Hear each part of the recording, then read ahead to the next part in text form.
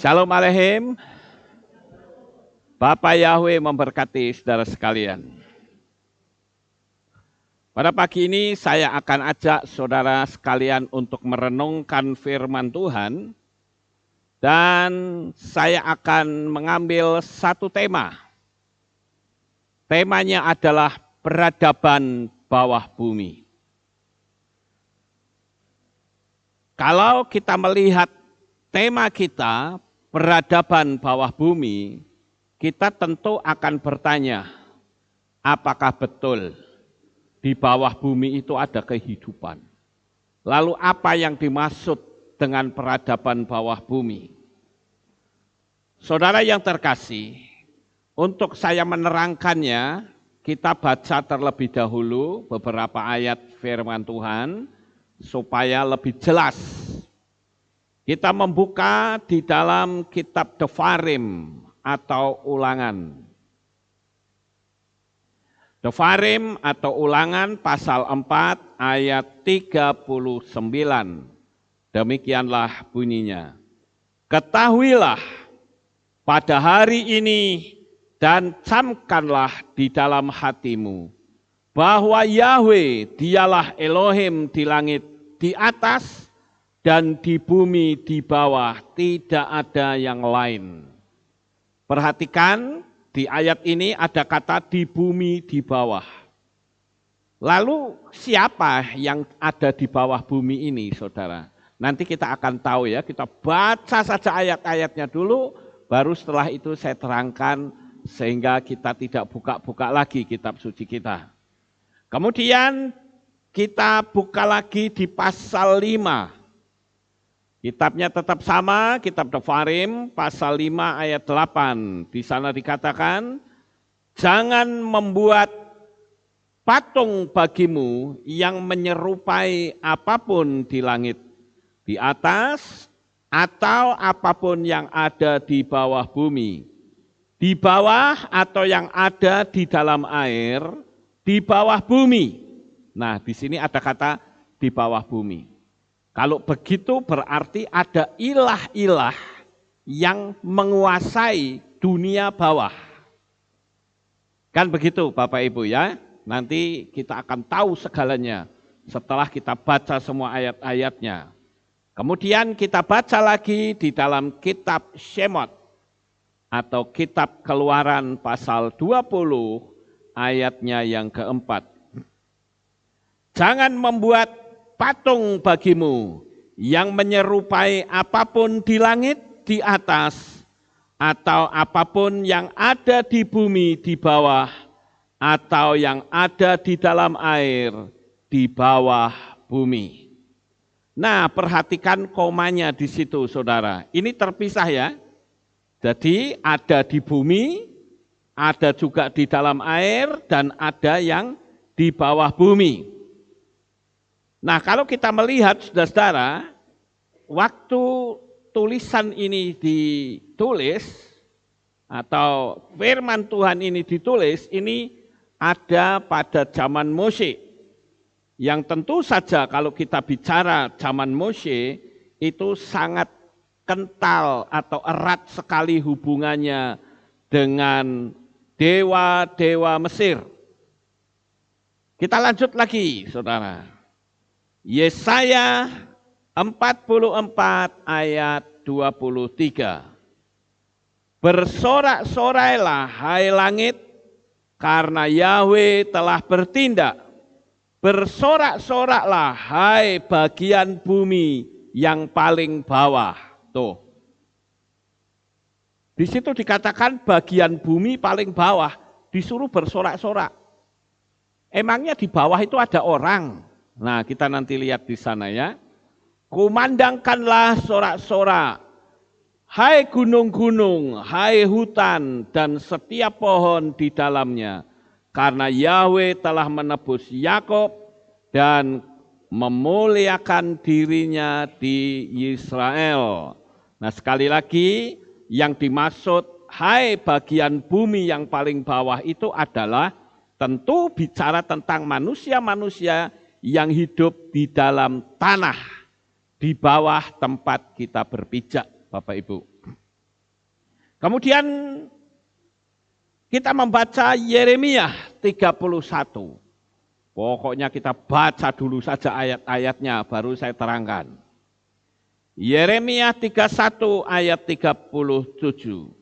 Beginilah Yahwe berfirman, apabila langit di atas dapat diukur dan dasar bumi di bawah dapat diselidiki, maka aku juga akan menolak seluruh keturunan Israel karena semua yang telah mereka lakukan, firman Yahwe. Nah, di ayat ini saudara perhatikan kata dasar bumi di bawah dapat diselidiki. Jadi kalau ada ayat yang mengatakan bahwa ada kehidupan di bawah bumi, ya kita perlu selidiki, saudara. Supaya kita jelas bahwa firman Tuhan itu ya dan amin. Kalau tidak ada kehidupan di bawah bumi, berarti Tuhan kita itu ngawur, saudara. Lawang nggak ada kehidupan kok disuruh bersorak-sorak.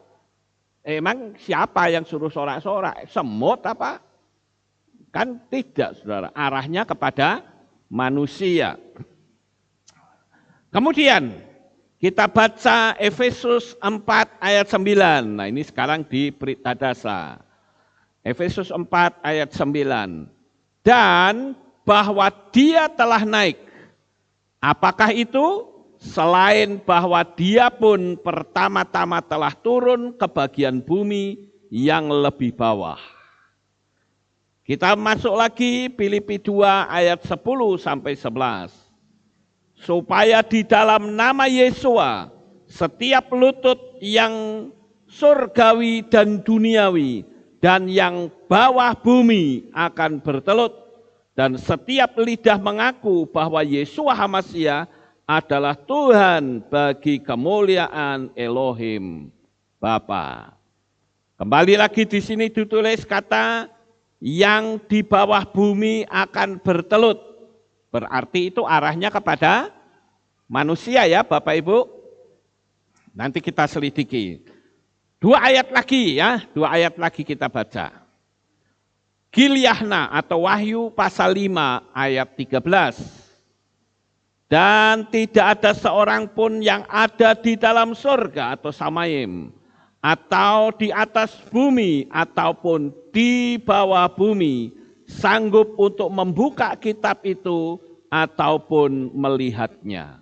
Jadi ini ceritanya tidak ada seorang pun yang bisa membuka kitab itu, baik yang di surga, yang di bumi, yang di bawah bumi, maupun yang di bawah bumi. Jadi begini saudara, yang di surga itu bicara apa? Malaikat-malaikat, kan begitu ya. Kemudian di atas bumi, ya di atas bumi itu ya kita-kita ini yang hidup di atasnya ya. Kemudian apa? Di bawah bumi. Di bawah bumi itu ya kehidupan di dalam tanah, saudara. 1 ayat lagi. Gilyahna 5 ayat 13 atau Wahyu 5 ayat 13.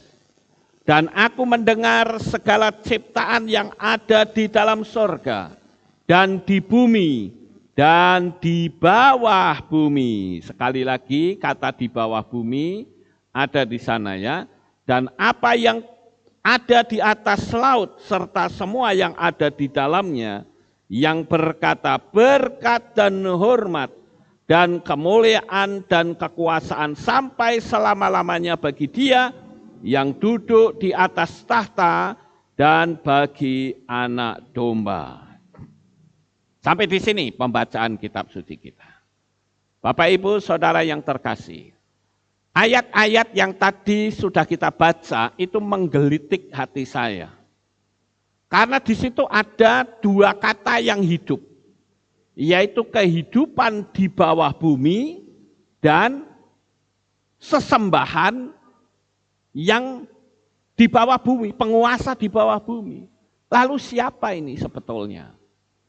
Kalau saudara kita melihat di internet, itu banyak kisah-kisah di bawah bumi. ya, yang dipercayai oleh banyak orang, yaitu apa? Ada kehidupan Agartha, kemudian ada lagi bangsa Lemuria dan bangsa Atlantis yang tenggelam ke dasar laut. Sekarang kita akan lihat di caption ini. Saudara yang terkasih, di luaran sana ada sebuah kisah tentang kota Agartha yang dibangun oleh penduduk Atlantis sebelum mengalami kehancuran. Begitu juga dengan bangsa Lemurian yang hidup katanya 70.000 tahun yang lalu sampai 11.000 tahun yang lalu. Lebih awal dari bangsa Atlantis adalah bangsa yang memiliki peradaban yang jauh lebih maju dari masa kini. Inikah yang disebut dalam kitab suci kita? Saya katakan tidak. Kenapa tidak? Karena di situ kehidupan mencapai puluhan ribu tahun. Padahal kalau kita membaca kitab suci kita, bumi yang kita pijak itu hanya sampai sekarang itu enggak puluhan ribu, saudara. Kita saja tahunnya berapa ini? 5781, belum 6.000, saudara-saudara. Ya, ini baru 5781, belum 6.000. Jadi kalau tadi cerita ada kehidupan kota Agartha yang dibangun oleh penduduk Atlantis dan sebagainya, itu jelas tidak bisa kita terima. Ya. Kemudian ada lagi yang tadi saya sebut, yaitu peradaban bangsa Lemuria. Saya mencoba untuk menggali banyak data dari luar tentang bangsa Lemuria ini. Tentu saja kalau kita bicara tentang bangsa Lemuria, kita akan menuju kepada bangsa Atlantis yang sama-sama memiliki peradaban yang sangat tinggi dan teknologi yang sangat luar biasa, melebihi teknologi manusia zaman sekarang. Kalau saya perhatikan saudara-saudara, peradaban bangsa Lemuria ini menurut cerita di luar ya, jadi tidak ada salahnya kalau saya ceritakan Bapak Ibu, supaya saudara bisa paham akan kisah-kisah yang ada di luar, kemudian kita cocokkan dengan firman Tuhan. Nah, bangsa Lemuria itu diceritakan dia memiliki kristal-kristal penyembuh. Dan siapapun yang terkena cahaya kristal tersebut akan sembuh apapun penyakitnya, saudara. Dan dikatakan Lemuria itu orang-orangnya tinggi besar, kira-kira 2 meter lebih. Warna rambutnya itu pirang dan mendiami benua purba yang ada di Pasifik. Dikatakan dalam kisah tersebut, lebar benua itu sekitar 5.000 kilometer dari barat ke timur. Dan dari utara ke selatannya itu 3.000 kilometer. Populasi penduduk Lemuria saat itu adalah 64 juta orang terbagi dari 10 bangsa. Tetapi saudara, dikatakan dalam cerita yang saya baca itu, 11.000 tahun yang lalu, bangsa ini ditenggelamkan.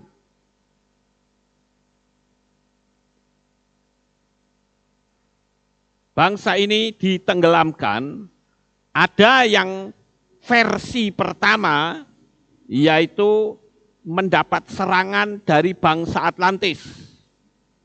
Tetapi ada versi yang kedua, yaitu bangsa Lemuria atau Lemurian ini dia tenggelam bersama dengan Atlantis karena adanya perubahan geologis di dasar samudera.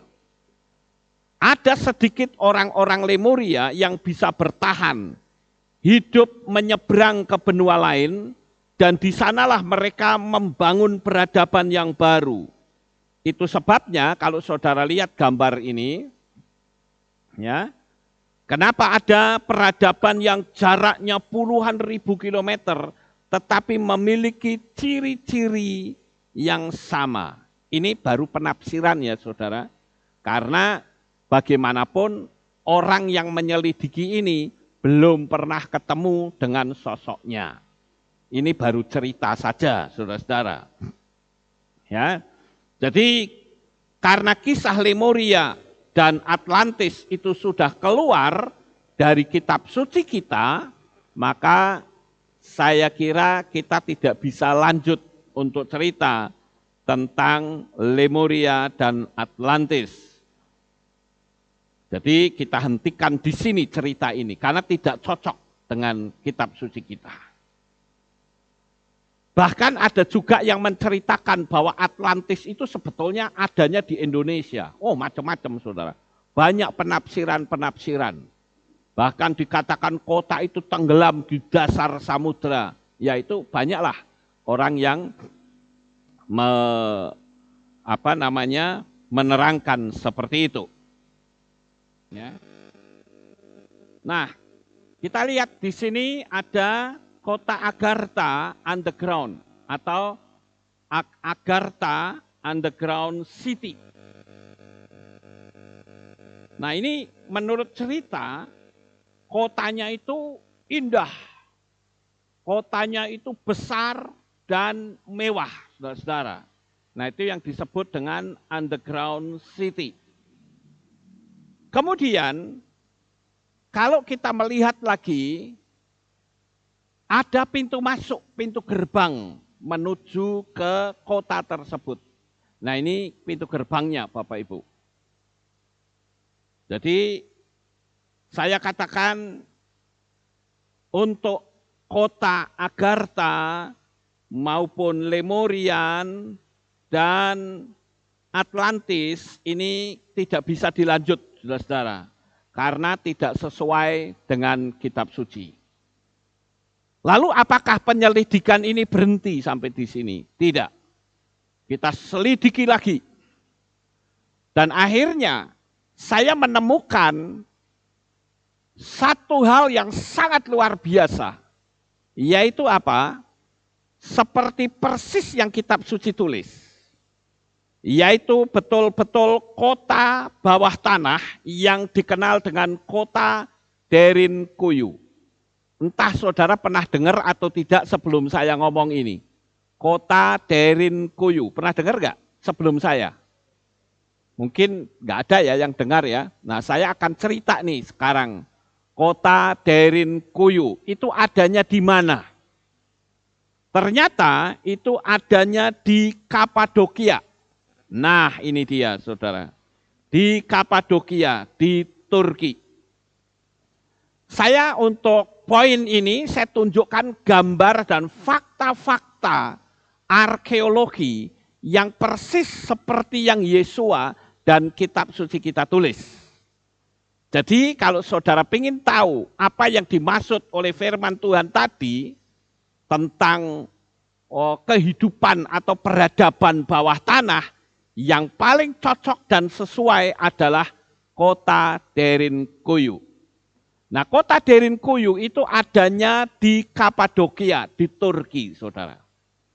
Sayang sekali kita tidak bisa tur ke sana lagi, karena kalau kita keluar pasti disuruh pasang tanda bilangan binatang itu. Jadi ya sudahlah, karena kita juga melihat zaman sudah berubah, ya kita akan melihat kota cahaya. Kota yang tidak ada malam di sana, yaitulah Samayim, yang kelak kita akan sama-sama menempati, saudara. Yang keindahannya jauh lebih indah dari kota Kapadokia maupun Derinkuyu. Nah, sekarang saya mau cerita.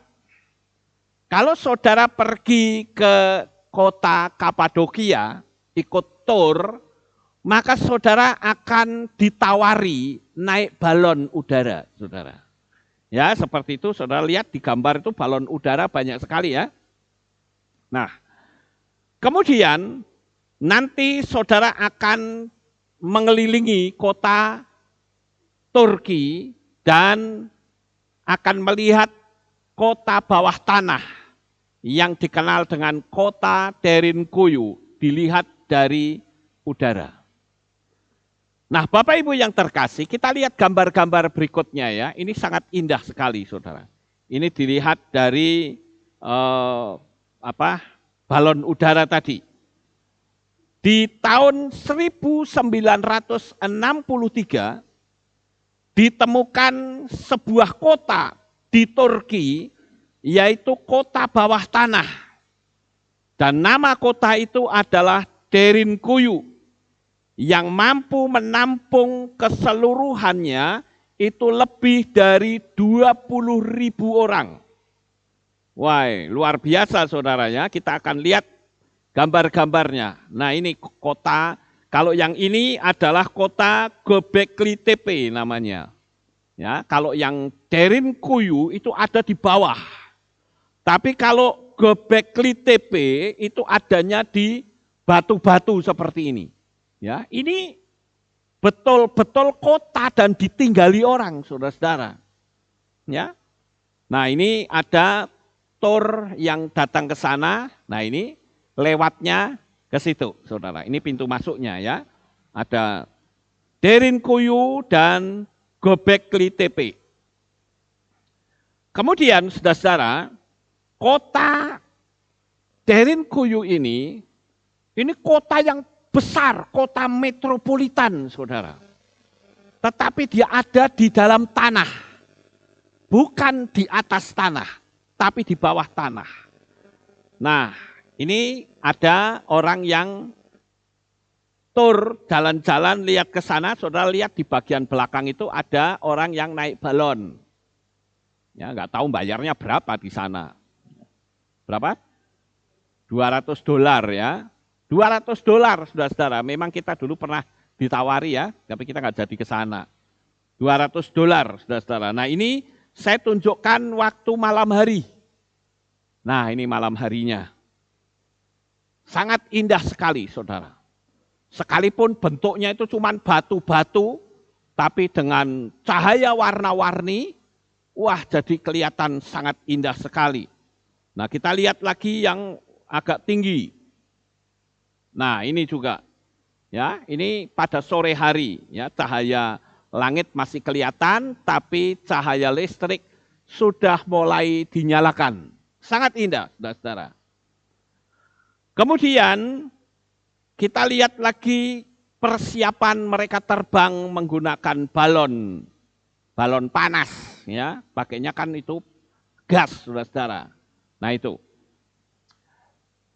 Dan saudara tahu bahwa ini ditemukan lagi sampai ke dalam tanah itu ribuan pemukiman yang terbengkelai. Nah kota ini dibangun selama cukup panjang, saudara-saudara, 5.000 tahun lamanya. Bukan 5.000, ya sekitar 4.000-an tahun, saudara. Dan itu bukan zamannya Yesua, tapi zaman sebelum Noah, saudara. Lama sekali, ya. Yang dapat menampung lebih dari 300.000 orang. Ini adalah kota metropolitan kelas dunia.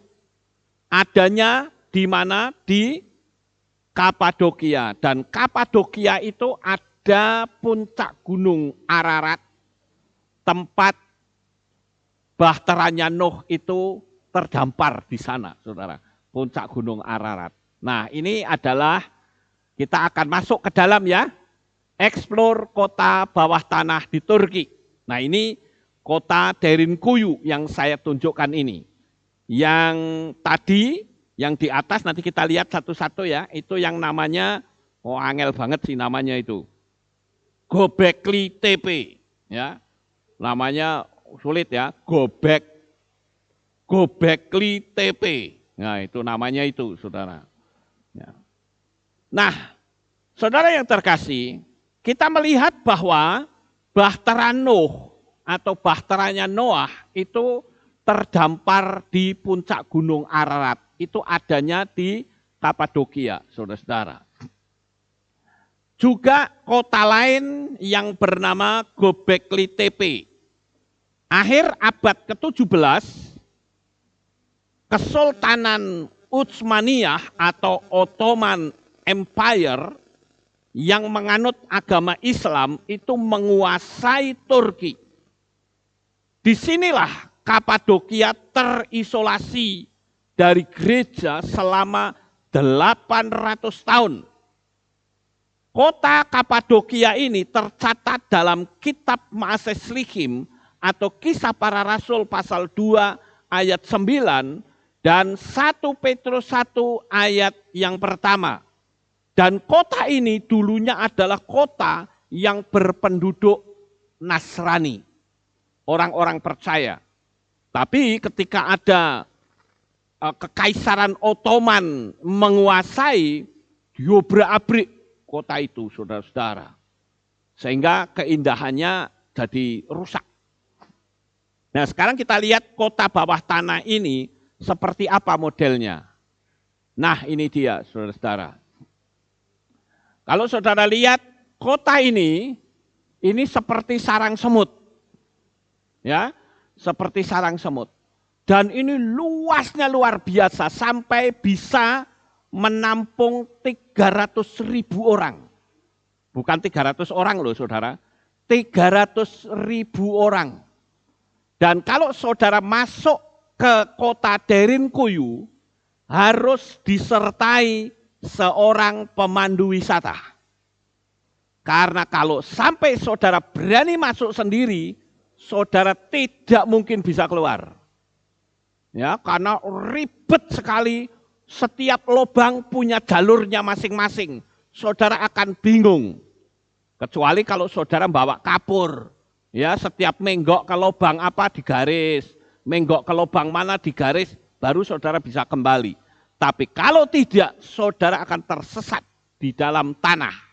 Ya, kita lihat itu ribet sekali ya, ruwet. Nah, sekarang kita lihat kota yang lain yang tadi saya sebut, ya, kota Gobekli Tepe. Nah ini, kalau Gobekli Tepe itu masih ada di atas, tapi dia ada di gua-gua gitu. Tapi indah saudara, juga masuk ke dalam tanah, gitu loh. Jadi seninya itu macam-macam. Nah saudara lihat ini dalamnya kota Derinkuyu modelnya seperti ini. Nah itu dia. Lobang-lobang di sana sini, setiap lobang itu adalah jalan raya.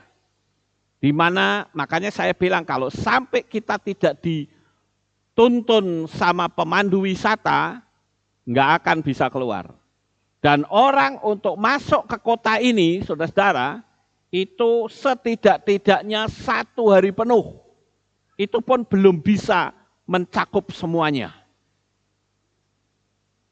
Karena ada tempat yang buntu, nanti jebol lagi kemana begitu. Ya, jadi saudara tidak mungkin bisa menguasai jalan-jalan di kota ini. Makanya perlu ada pemandu wisata. Nah salah satu bukti saudara, bahwa orang-orang yang hidup di bawah tanah itu menyembah kepada Bapa Yahweh dan Yesua HaMasyiah itu ditemukan kapel di situ. Nah ini ditemukan kapel atau tempat orang beribadah secara Nasrani. Luar biasa ya Bapak Ibu. Coba saudara mikir enggak itu di bawah tanah loh. Nek kurangan oksigen kepiye saudara. Ya, tapi mereka betul-betul memiliki jaringan itu rapi sekali. Ini kapelnya atau tempat mereka beribadah. Nah kemudian kita lihat lagi, nah ini juga saudara-saudara, tempat mereka berkumpul, berdoa bersama di sana. Ya. Dan kira-kira seperti ini bentuknya, lah ini dia. Ya. Saudara lihat ini yang digarisin merah ini tempat mereka berkumpul, bersekutu, berdoa, memuji dan menyembah Bapa Yahweh yang ada di sana. Nah, saya tunjukkan lagi kenapa saya katakan saudara mesti dipandu oleh seorang pemandu wisata. Karena tiap lorong modelnya berbeda-beda seperti itu. Kecuali daya ingat saudara tinggi ya oke lah. Masuk ke situ keluarnya gampang. Tapi kalau saya tes saudara, saya jamin saudara pasti kesasar. Ya, karena ruwetnya luar biasa. Saya coba lihat secara detail, waduh, saya bilang ruwetnya minta ampun, saudara-saudara. Jadi kita bersyukur karena Tuhan menyingkapkan kebenaran firman-Nya. Bahwa yang dikatakan kehidupan bawah tanah itu betul-betul ada, saudara-saudara. Ya, betul-betul ada, yaitulah kota Derinkuyu. Nah, ini juga. Ya. Ini lorong-lorongnya cukup besar di sana. Dan kalau saudara lihat, ada sesuatu yang sangat luar biasa. Yaitu apa, saudara? 200 tahun kemudian, pada abad ke-19, ada seorang sejarawan Eropa Barat yang mengunjungi Kapadokia. Dan mereka menemukan biara-biara ini, dan mereka terperangah melihat bangunan yang sangat indah di bawah tanah ini, dengan lukisan-lukisan yang menceritakan tentang kisah yang ada dalam kitab suci. Dan itu diperkirakan dibangun pada abad ke-8 dan ke-9. Yang gambar-gambar tadi ya Bapak Ibu. Jadi kota bawah tanah ini itu sudah ada sejak zaman Noah. Tapi kembali direnovasi, nanti diperbaiki lagi. Ya, namanya rumah ya mesti begitu ya. Sekalipun dibuat dari batu ya tetap aja dirawat, saudara-saudara. Kemudian direnovasi terus sampai sekarang. Kalau sekarang tentu saja renovasinya untuk objek wisata. Nah, pernah nggak saudara merenung betapa sulitnya orang masuk ke dalam kota ini karena pada zaman itu belum ada listrik, saudara. Mereka pakainya obor, belum ada listrik. Bayangin aja. Apa enggak gelap gulita? Tapi anehnya mereka bisa hidup di bawah tanah, ya.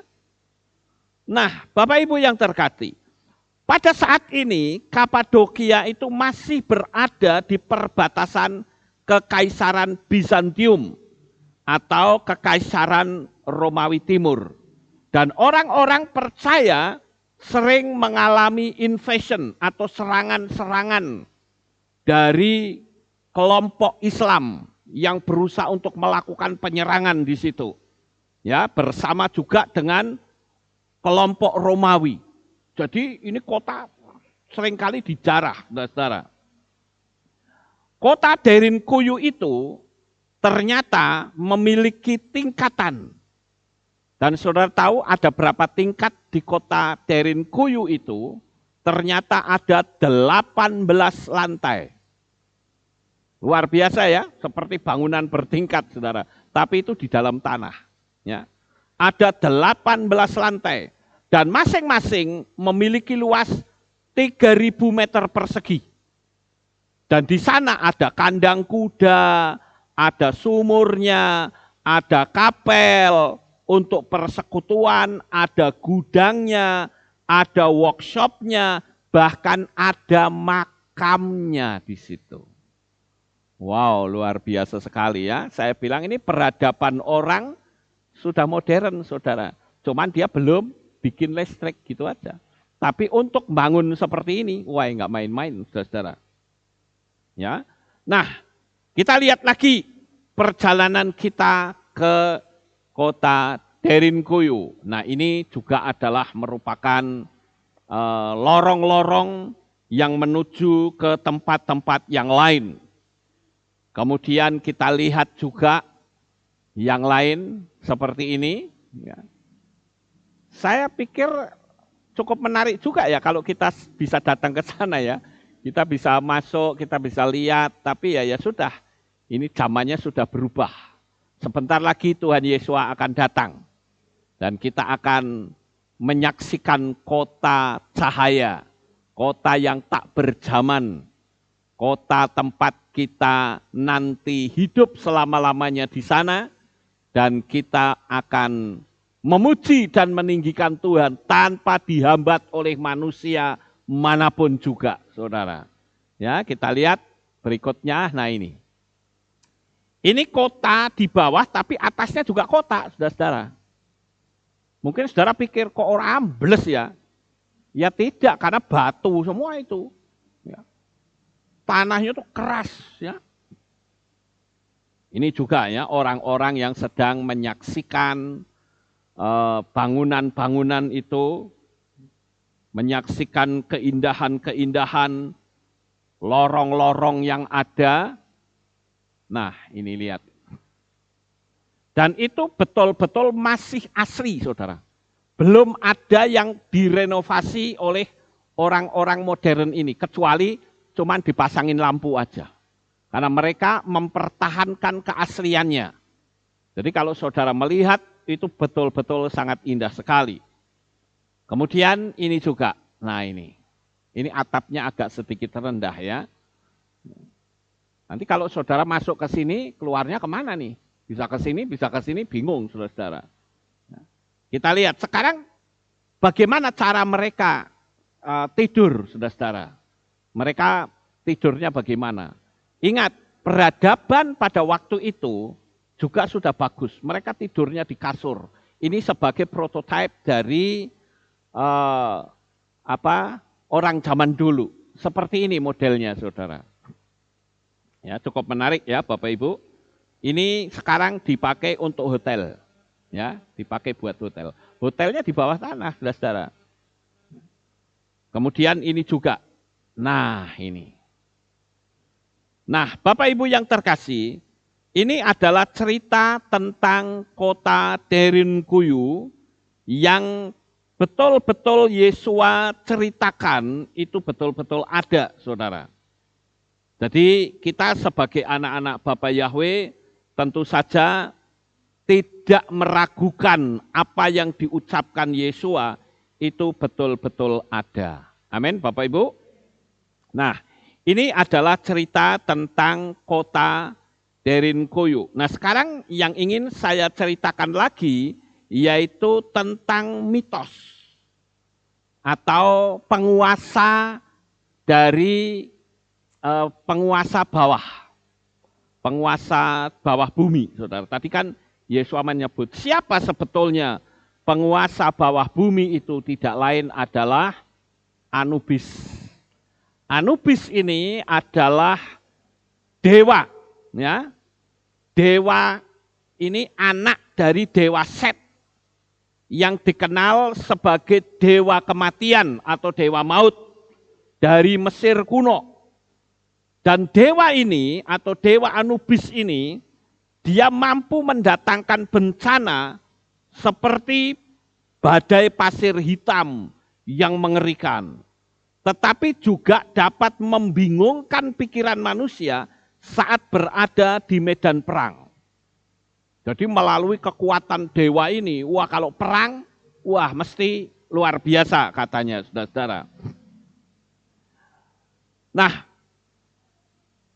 dewa Anubis ini dia juga bisa menguasai roh orang mati. Katanya, saudara. Ini saya ceritakan mitosnya ya. Bagaimana kenapa Yesua melarang orang untuk menyembah sesembahan yang ada di bawah bumi. Kan tadi disebut seperti itu, bukan? Ya. Nah ini. Ada catatan Mesir kuno bahwa dulu ada seorang ratu Glamor Mesir kuno yang mendatangkan kekuatan pasukan Anubis ini untuk menghabisi negara-negara tetangganya hanya dalam satu malam saja Sehingga negara tetangganya itu menjadi negara yang mati, saudara. Nggak ada manusianya. Karena apa? Menghadapi ini Anubis. Dan Anubis ini dia memiliki pasukan yang dikenal dengan pasukan kematian. Orang-orang di Mesir, ini ya saya bilang ini ya setan, saudara-saudara. Ya ini setan yang dipercaya oleh orang-orang Mesir sebagai roh kematian atau roh maut, saudara-saudara. Nah ini saya tunjukkan juga bahwa mereka atau Anubis ini dia memiliki pekerjaan. Ya. Jadi kalau kita lihat, saudara, Anubis ini memiliki jabatan baru. Ya. Yang sangat misterius, yaitu apa? Dia akan menimbang manusia dengan timbangan raksasa. Jadi menurut cerita kalau orang itu mati, maka semua organ tubuh manusia itu akan dicakruk, akan dikeluarkan semua, saudara. Dan diambil jantungnya. Nah, apa yang terjadi, saudara? Dewa Anubis ini, dia akan merobek bagian dada dari orang yang mati, kemudian akan diambil jantungnya dan ditaruh di timbangan raksasa. Dan dia akan menimbang dengan dibandingkan dengan bulu Dewi Maat. Ya, itu ada namanya Dewi Maat yang dikenal dengan Dewi Kebenaran. Jadi ada timbangan besar gitu ya. Yang satu dikasih bulunya Dewi Maat, yang satunya adalah jantung dari orang yang mati itu. Itu ceritanya begitu, saudara. Jika timbangan hati lebih berat dari bulu Dewi Maat, berarti dosa orang yang mati lebih berat. Anubis akan memanggil Amit. Siapa Amit? Amit ini adalah monster yang berkepala buaya yang akan menelan hati yang kotor itu hidup-hidup. Sementara orang yang hatinya sudah dimakan buaya itu akan lenyap seketika ke ruang hampa. Tetapi sebaliknya, jika bulu itu lebih berat dari hati manusia yang mati itu, maka orang yang mati itu akan dibawa ke surganya Mesir kuno yang dikenal dengan Taman Sentosa. Nah itu adalah cerita tentang Dewa Anubis, saudara-saudara. Nah, dari apa yang saya sampaikan ini, maka jelaslah bahwa Yesua yang berkata kehidupan di bawah tanah itu betul-betul ada, saudara. Dan dewa-dewa yang banyak disembah oleh orang-orang pada zaman itu juga betul-betul ada. Karena itu dari Mesir, ya tentu saja saya katakan ini setan, saudara-saudara. Ya, jadi apa yang diucapkan, ditulis oleh kitab suci kita betul-betul nyata. Sekarang pertanyaannya adalah, apakah sampai sejauh ini saudara bisa paham yang saya sampaikan? Bisa, oke. Sekarang saya lanjut. Sekarang kita masuk pada kesimpulan, Bapak Ibu. Kesimpulannya apa? Kita belajar seperti ini, saudara. Nah, kita akan melihat kesimpulan dari apa yang kita lihat. Yang pertama adalah orang yang ada di bawah tanah itu pun diperhatikan oleh Bapa Yahweh. Bukan cuma di atas bumi. Yang kita hidup ini kan di atas tanah ya, di atas tanah. Bukan cuma kita saja yang di atas tanah yang diperhatikan Tuhan. Tetapi orang yang di bawah tanah pun juga mendapat perhatian Tuhan. Jadi saya katakan, Bapa Yahweh itu kasihnya begitu sempurna. Kita mungkin sampai hari ini baru tahu sekarang. Kalau ada manusia yang hidup di bawah tanah.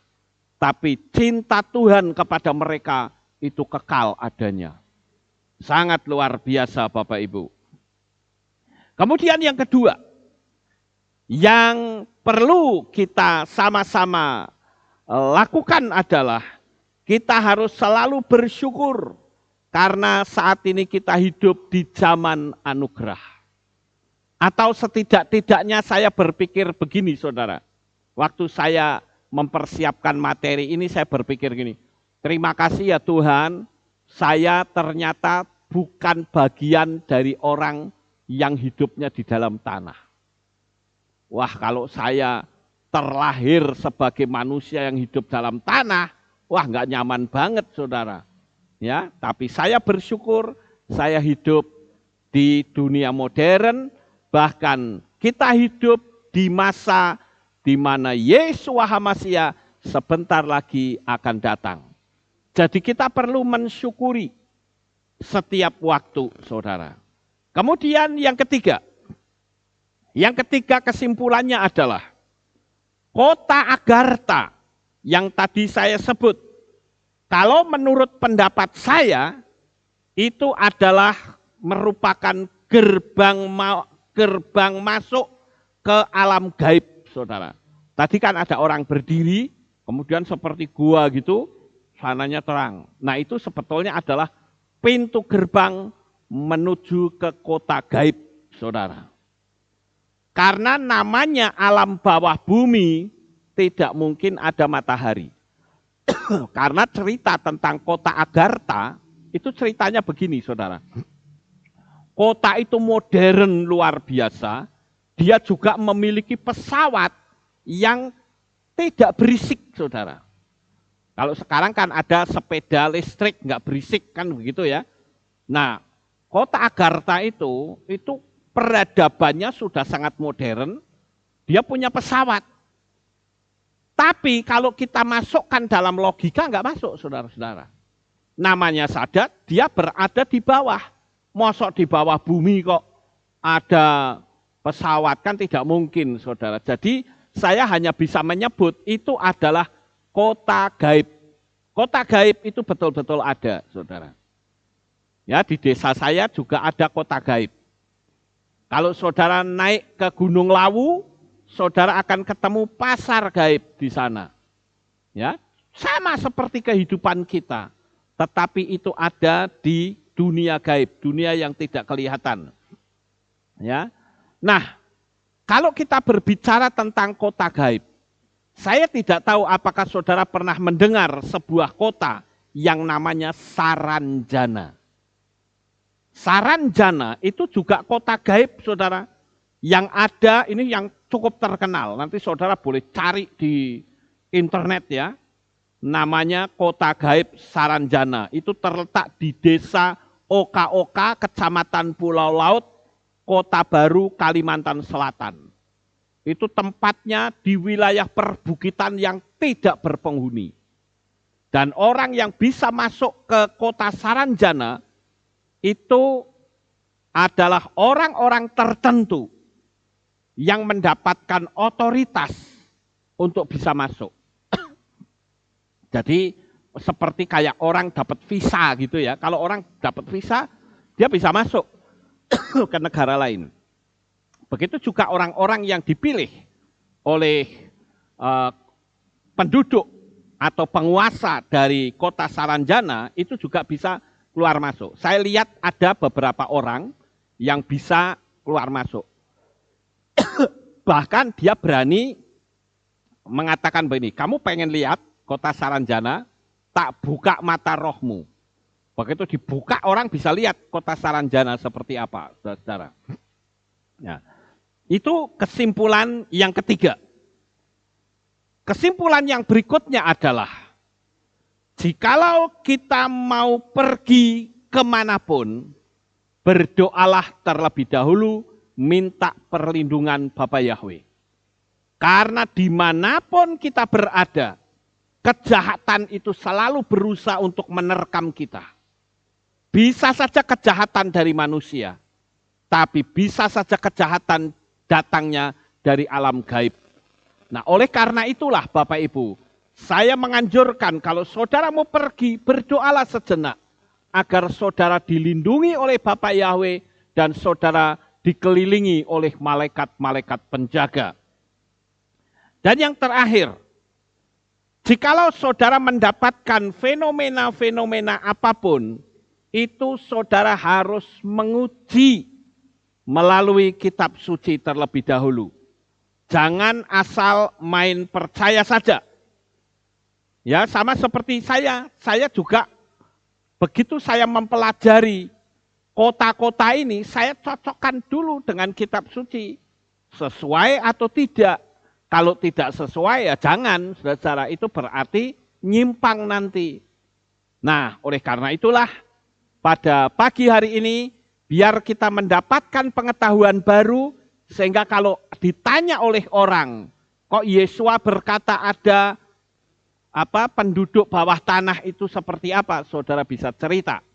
Inilah yang saya bisa sampaikan. Bapak Yahweh memberkati, sukses besar untuk saudara. Haleluya. Kita tunduk kepala dan kita akan berdoa. Kami mengucapkan terima kasih dan syukur kepadamu ya Bapa. Pada pagi ini kami bersama-sama telah mendengarkan renungan firman-Mu. Kami tahu bahwa apa yang Engkau perkatakan dalam firman-Mu itu betul-betul nyata bahwa ada penduduk atau manusia yang hidup di dalam tanah. Terima kasih Bapak Yahweh. Meteraikanlah apa yang sudah kami renungkan ini, sehingga kehidupan kami menjadi semakin hari, semakin indah di hadapan-Mu. Di dalam nama Adonai Yeshua HaMashiach, Juru Selamat kami yang ajaib, kami sudah berdoa dan mengucap syukur. Amin. Haleluya. Nah, Bapak Ibu yang terkasih, kita akan dengar pengumuman terlebih dahulu. Ya, mari kita dengar pengumuman. Shalom. Berjumpa kembali dalam Aleph Tau Breaking News. Berikut kami sampaikan pengumuman untuk minggu ini. Dalam rangka ikut serta mengurangi angka penyebaran COVID-19, seluruh jemaat dihimbau untuk tetap melaksanakan ibadah secara online melalui channel YouTube Kehilat Aleph Tau dengan jadwal sebagai berikut. Ibadah Raya 1 dilaksanakan setiap hari Minggu pukul 6 pagi. Ibadah Raya kedua dilaksanakan setiap hari Rabu pukul 6 sore dan ibadah Sabat dilaksanakan setiap hari Sabtu pukul 5 pagi. Untuk ibadah onsite atau offline akan diadakan kembali setelah ada pengumuman lebih lanjut. Ibadah komunitas sementara ditiadakan dan kegiatan doa pagi dapat dilaksanakan di rumah masing-masing. Demikian pengumuman untuk minggu ini. Sukses besar bagi saudara. Bapak Yahweh memberkati. Ya, itulah pengumumannya Bapak Ibu. Dan pada saat ini saya akan memberikan pengumuman tentang susunan pengurus Kehilat Aleph Tau Magelang periode 2021 hingga 2026 kalau Yesua belum datang. Nah, Bapak Ibu yang terkasih, saya akan bacakan susunan pengurus yang ada. Karena pengurus yang lama masa pelayanannya sudah berakhir. Tapi karena ya semua orang kadang ditawani nggak pada mau, jadi ya berlambat-lambat akhirnya. Nah sekarang kita sudah melakukan pembubaran beberapa waktu yang lalu, tapi saya bilang sebelum ada jabatan yang baru, saudara tetap jalan. Oke. Nah sekarang pada pagi ini saya akan bacakan susunan-susunan pengurus. Nanti yang saya panggil supaya bisa naik ke sini, ya, naik ke sini menghadap ke sana. Pertama adalah Gembala Jemaat Lukas Sutrisno, yaitu saya sendiri. Kemudian yang kedua, Wakil Gembala Bapak Pendeta Jameson Kosoi STH. Bisa naik ke atas.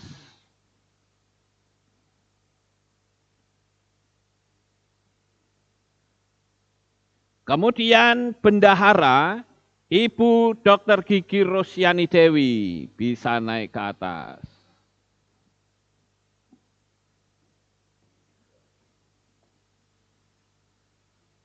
Kemudian kepala stafnya yaitu Bapak Setiono PW. Nah, sekarang kita akan masuk ke departemen dan divisi, Bapak Ibu. Yang pertama adalah Departemen Diakonia, yang dalam hari ini akan dijabat oleh Ibu Esther Suliasti.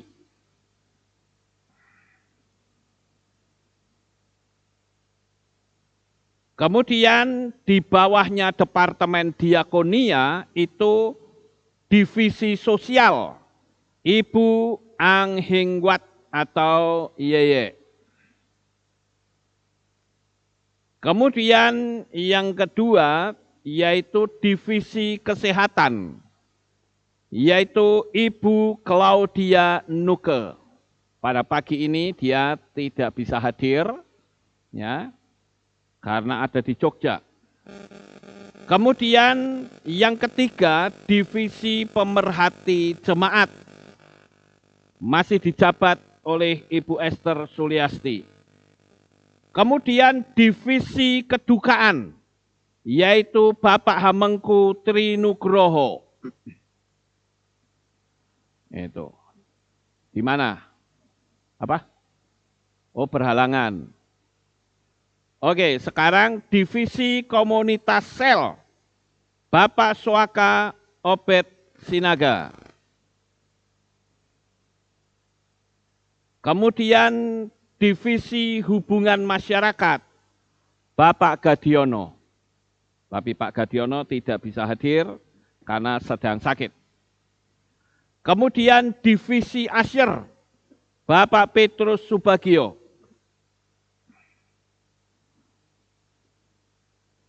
Sekarang kita masuk ke Departemen Praise and Worship. Departemen Praise and Worship ini dipimpin oleh Ibu Deborah Yolan Manalip. Kemudian Divisi Worship Leader, Ibu Deborah Yolan Manalip. Kemudian Divisi Singer, Saudara Ruben Ferry. Kemudian untuk Divisi Musik, Saudara Michael Chandra. Divisi Dancer, Saudari Bella Yoswanti. Divisi Sound, itu Bapak Junaidi. Kemudian Divisi Multimedia, Saudari Welmina Vanpada. Kemudian bagian C, yaitu Departemen Menara Doa, Ibu Farida Wongso. Kemudian Divisi Doa Pagi, Bapak Theo Hatu. Dan Divisi Doa Syafaat, Ibu Kimlan. Sekarang kita masuk ke bagian D, yaitu Departemen Ibadah, yang akan diketuai oleh Bapak Pendeta Jameson Kosoy STA. Kemudian Divisi Ibadah Anak dan Pra-Remaja, Ibu Dwi Rahmah. Kemudian untuk Ibadah Remaja dan Pemuda, Saudara Petra Argahasi. Kemudian untuk Ibadah Wanita, Ibu Endang Lestari atau Yayang. Kemudian Divisi Ibadah Pria, Bapak Sutono Gunadi dan Bapak Andreas Yulianto. Kemudian Divisi Ibadah Lansia, Ibu Haryati atau Ibu Said. Divisi Ibadah Perayaan, Bapak Michael. Kemudian Departemen Pemeliharaan, Bapak Hamengku Trinugroho. divisi K3, Ibu Maria Pribadi atau Ibu Sin. Dan yang terakhir divisi kelistrikan yaitu Bapak Mulyono. Inilah divisi-divisi Bapak Ibu yang akan menjabat di periode 2021 ini sampai 2026. Dan kita berdoa supaya Bapak Yahweh memakai mereka semuanya. Bagi saudara yang tidak tercantum namanya, jangan saudara berpikiran negatif. Karena biasanya yang saya lihat kalau tadinya menjabat lalu tidak menjabat, lalu orang ngomong ini, aku wis ora kanggo. Nah itu salah saudara. Ya. Aku sudah enggak kepake, itu salah. Di Kehilat ini tidak ada sistem kayak begitu, saudara. Yang ada di sini adalah regenerasi. Nanti begitu sudah selesai, bisa dipilih lagi, saudara-saudara. Jadi cuma istirahat sejenak, nanti bisa pilih lagi. Begitu. Ya, jadi saya berharap saudara jangan berpikiran negatif. Karena bagi saya, kita semua sama di dalam Tuhan. Oleh karena itu, sekarang bisa dilihat nih wajah-wajahnya, sudah di-shoot atau belum? Sudah? Oke. Sekarang silahkan berlutut, saya akan berdoa untuk saudara semua secara langsung. Maha besar ya Bapa Yahweh, Tuhan semesta alam, pencipta langit dan bumi. Bapa Yahweh yang kami kasihi di dalam nama Adonai Yeshua HaMashiach, Juru Selamat kami yang ajaib. Pada saat ini Tuhan kami berdoa untuk mereka, anak-anak-Mu yang diberikan kepercayaan dan wewenang oleh Bapa Yahweh untuk melayani pekerjaan Tuhan di tempat ini. Engkau pakai mereka menjadi alat-Mu yang ajaib. Karena kami tahu bahwa mereka mengemban tugas untuk pelayanan adalah satu tugas yang mulia di hadapan-Mu ya Bapa. Biarlah mereka sekalian hidupnya semakin berkenan di hadapan-Mu, sehingga pelayanan mereka menjadi semakin efektif. Pakailah anak-anak-Mu ini semua ya Tuhan, karena kami tahu mereka akan mendapatkan upah yang besar di Samayim. Terima kasih Bapak Yahweh, dengan merendahkan diri di hadapan-Mu, kami mohon Tuhan turunkan hikmat akal budi kepada mereka sekalian, karena kami tahu mereka adalah anak-anak-Mu yang Engkau pilih. Oleh sebab itu Bapa Yahweh, Engkau pakai menjadi alat-Mu yang ajaib. Terima kasih ya Tuhan, biarlah apa yang kami doakan pada saat pagi hari ini menjadi berkat bagi pekerjaan Bapa Yahweh di tempat ini. Dan inilah doa syukur yang kami naikkan kepadamu di dalam nama Adonai Yeshua HaMashiach. Kami sudah berdoa dan mengucap syukur. Amin. Haleluya. Silakan bangkit berdiri. Saya akan jabat tangan dulu. Saya ucapkan selamat. Bapak Yahweh memberkati. Haleluya. Bapak Yahweh memberkati. Selamat melayani pekerjaan Bapak Yahweh. Maju terus. Ya, tidak usah ragu. Karena Bapak Yahweh selalu menyertai dalam kehidupanmu. Haleluya. Selamat Bapak Yahweh memberkati. Puji Tuhan. Haleluya. Selamat Bapak Yahweh memberkati. Haleluya. Selamat Bapak Yahweh memberkati. Puji Tuhan. Bapak Yahweh memberkati. Ya, silahkan kembali. Apa mau foto apa tidak? Oh, nanti saja sudah. Oke, sekarang kembali kita tutup dalam doa.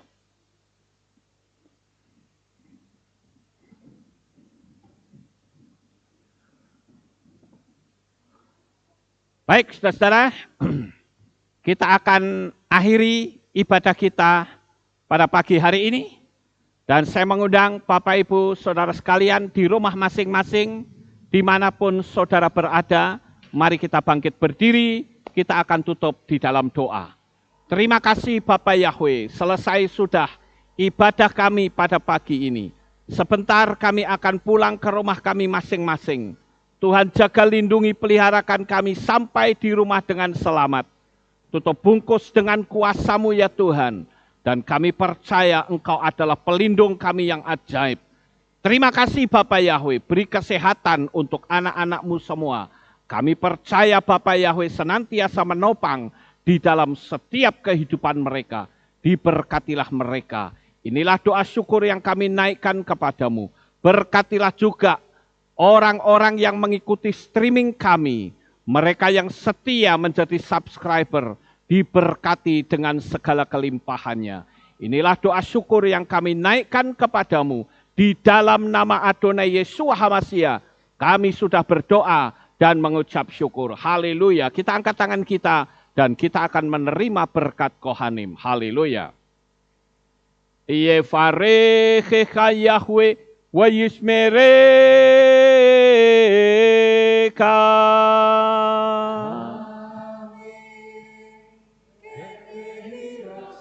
Yair Yahweh panau eleka, wihuneka.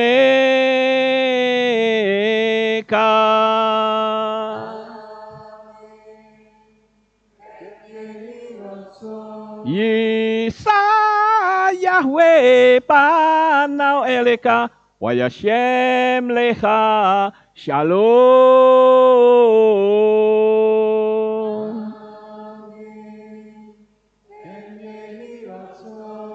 Baruk ata Baer, Ufaruk ata Besadeh. Engkau akan diberkati di kota dan kau akan diberkati di ladang. Amin. Baruk peripitne, kau friatmat kau frifahem teka syekar ala peka wa esterot soneka. Diberkatilah buah kandunganmu, diberkati hasil bumimu, diberkati hasil ternakmu, anak-anak lembumu dan anak-anak dombamu. Amin. Baruk tanah kau misyarteka, diberkatilah bakulmu dan tempat adonanmu. Amin. Baruk ata boboy, kau faruk ata betseteha, dan kau akan diberkati pada waktu engkau masuk, dan engkau akan diberkati pada waktu engkau keluar. Amin. Baruk ata Yahweh Elohenu melek haolam, besem Yeshua HaMashiach Ruach HaKodes kile olam faed. Kami sudah berdoa dan mengucap syukur. Haleluya.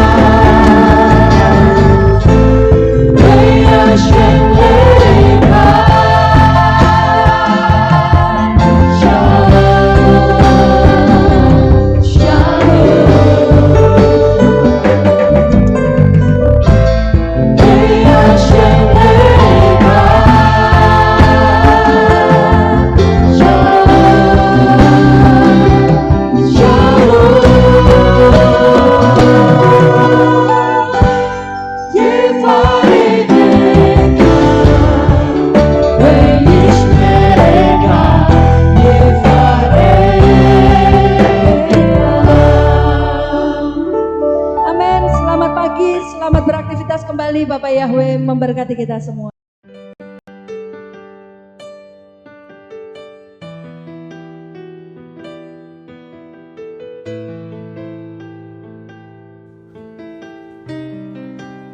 Segala pujian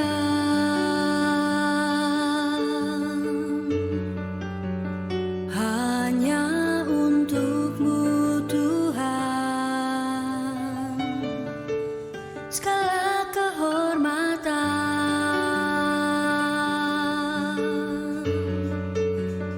juga punya-Mu Tuhan. Dari puncak tertinggi sampai lembah terlandai. Semua karya kasih cintamu, sujud menyembah Sang Maha Pencipta.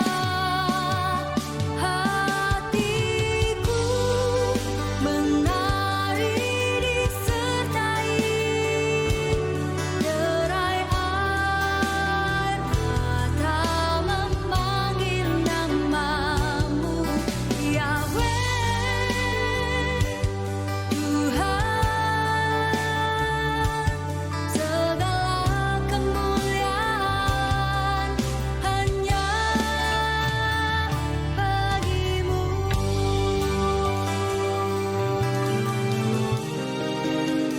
Engkaulah sumber segala pengharapan, mendengar, memulihkan hati yang luluh, menyembuhkan juga menghibur. Duka lara menjadi